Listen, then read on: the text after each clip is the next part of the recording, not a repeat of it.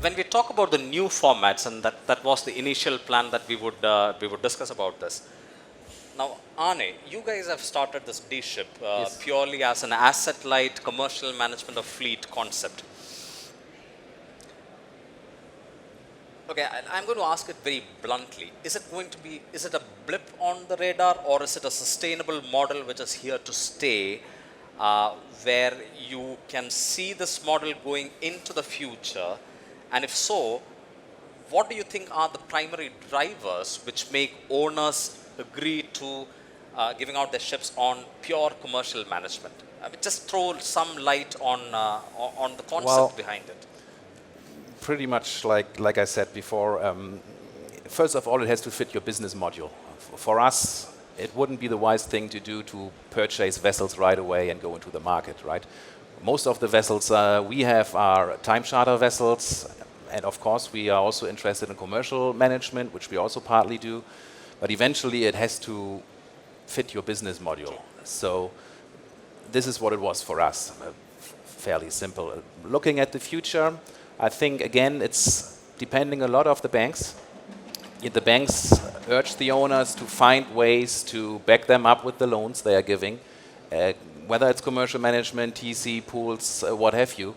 It depends on the banks, you know. Yeah. This is how I see it. And Dennis, do you think there is space for, let's say, both the formats to coexist going into the future, or do you see this more as a transient trend in the industry? Absolutely, yes. I mean, we have seen this trend for the last couple of years. Also, from our perspective, we see a bit of a tendency for end clients going direct because several reasons. The world is transparent and things are more complicated today, so they want a better touch. And we have this question all the time: can you deliver it all the way? So we've been always careful about trying to do this. We don't want to, I mean, it's a delicate situation in the market. You cannot suddenly come up with a forwarding arm and then be friends with Doigra, sort of. True. So we haven't really done much of it, but we see there is a demand. I would imagine same thing they feel, that they would like to have better control, 1BL, clients at the end like it.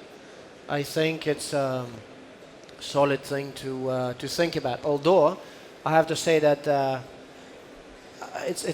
then you go straight into this field of competition, which is also they must be feeling also a bit careful about it, because then obviously they become carrier. That's also not the pleasant thing for us. Right. So I think the tendency will be there. There will be little overlaps there and there, but it's not going to be massive. You know, sort of. We will not become one shop from tomorrow on. That's for sure. Now, one of the concerns which, let's say, some of the EPCs and some of the freight forwarders have in terms of the new formats is, do I know who I'm dealing with? And we'll come back on the vetting side a little later. But then, Mike,